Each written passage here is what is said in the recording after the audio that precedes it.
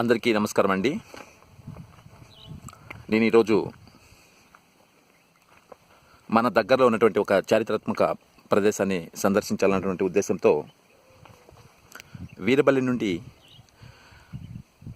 15 కిలోమీటర్ల దూరంలో సుంటుపల్లికి వెళ్ళాల్సినటువంటి మార్గంలో పెద్దపల్లి దాటిన తర్వాత ఒక గుట్ట లాంటి ప్రదేశం వస్తుందండి. ఆ గుట్ట మీద ఒక రకమైనటువంటి ఆకృతులతో కూడినటువంటి నిర్మాణాలను నేను పరిశీలించడం జరిగింది. ఆ పరిశీలించిన తర్వాత అక్కడ ఉన్నటువంటి గ్రామస్తులతో నేను మాట్లాడిన తర్వాత నాకు కొద్దిపాటి సమాచారాన్ని వాళ్ళు అందించారు. వీటిని ఆ నిర్మాణాలని మనం పాండవుల గుళ్ళు అని పిలుచుకుంటున్నాం అని చెప్పేసి ఆ గ్రామస్తులు చెప్పడం జరిగింది.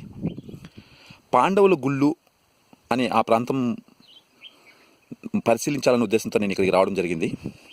అయితే ఆ నిర్మాణాలను మనం బాగా పరిశీలించినట్లయితే ఇది ఒక చారిత్రాత్మకమైన ప్రదేశం అని చెప్పడంలో ఎలాంటి సందేశం లేదండి.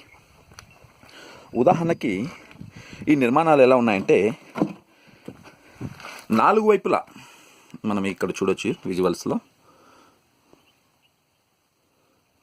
4 వైపులా రాళ్ళ నిర్మాణాలను ఉంచడం జరిగింది. పెద్ద పెద్ద రాతి బండల్ని 4 వైపులా ఉంచి ఆ తర్వాత పై భాగంలో కూడా ఉపరితల భాగంలో కూడా మరొక బండని ఏర్పాటు చేశారండి. ఈ నిర్మాణానికి రక్షణగా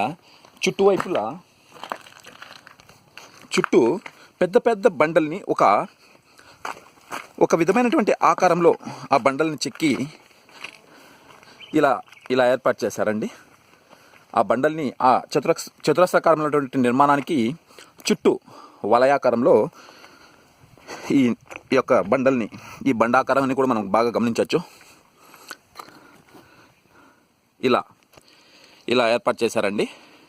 ఇలా ఏర్పాటు చేసినటువంటి ఈ బండలకి మళ్ళీ చిన్న చిన్న రాళ్ళని సపోర్టివ్గా నిర్మించడం జరిగినట్టు మనం బాగా ఈ విజువల్స్లో గమనించవచ్చు.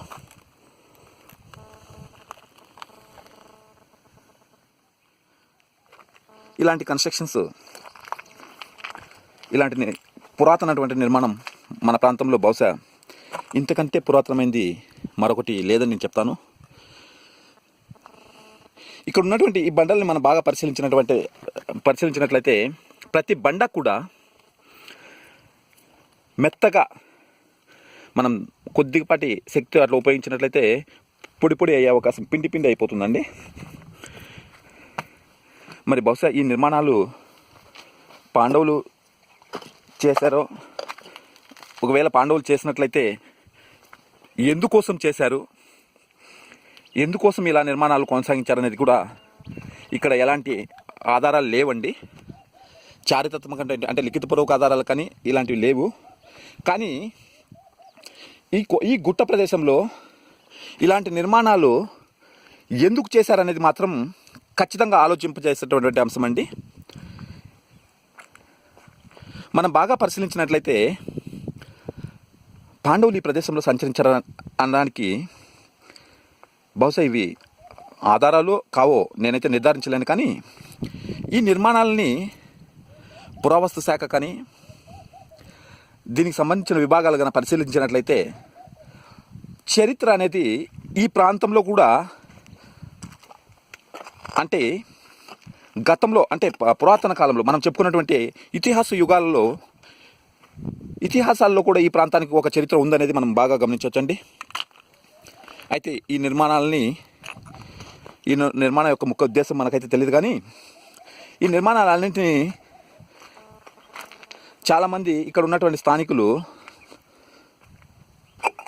కంకర రాళ్ళ కోసం వీటిని ధ్వంసం చేసినట్టు మనకు కనిపిస్తుందండి. బహుశా వీటి చరిత్ర వీటి విలువ తెలియదు కాబట్టి ఇలా చేసి ఉండొచ్చు అనుకుంటున్నాను. ఇంకొకటి ఏంటంటే ఈ చరిత్ర అనేది ఇది ఒక చారిత్రాత్మక ప్రదేశం గురించి చరిత్ర గురించి కంపల్సరీగా మాట్లాడుకోవాల్సిన ఆవశ్యకత అనేది ఉంది. ఎప్పుడో వేల సంవత్సరాల కింద నిర్మించినటువంటి కట్టడాన్ని ఈరోజు మనం చూసిన తర్వాత మనకు భావి తరాలకి ఏదైనా ఈ యొక్క సమాచారాన్ని ఇవ్వాలనే ఉద్దేశంతో బహుశా వాళ్ళు నిర్మించి ఉండొచ్చు అనేది నా ఉద్దేశం అండి. మనం కూడా చరిత్ర అనేది మన భావితరాలకి అందించాలి, మన ప్రాంతం యొక్క విశిష్టతని వాళ్ళకి తెలియచెప్పాలి అనే ఉద్దేశంతో నేను ఈరోజు ఈ ప్రదేశాన్ని సందర్శించడం జరిగింది. ప్రతి ఒక్కరూ కూడా ఈ ప్రదేశాన్ని సందర్శించండి, ఎందుకంటే చాలా అద్భుతమైనటువంటి ప్రాంతం అండి. దీన్ని సందర్శించిన తర్వాత వీలైతే పురావస్తు శాఖ కానీ అధికారుల దృష్టికి తీసుకెళ్ళి వీటి యొక్క విశిష్టతని భావితరాలకి అందించాల్సినటువంటి బాధ్యత అనేది ప్రతి పౌరుడికి ఉంటుందండి. పురాతన కట్టడాలని సంరక్షించాల్సినటువంటి బాధ్యత ప్రభుత్వాలకే కాదు, ప్రతి పౌరుడి మీద కూడా ఉంటుంది. కాబట్టి ప్రతి ఒక్కరు కూడా దీన్ని బాధ్యతగా తీసుకొని దయచేసి ఈ ప్రాంతాన్ని సందర్శించి ఈ కన్స్ట్రక్షన్స్ యొక్క విశిష్టతని తెలుసుకొని మన భావితరాలకి ప్రతి ఒక్కరు కూడా అందించగలరని కోరుకుంటూ ముగిస్తున్నానండి. Thank you.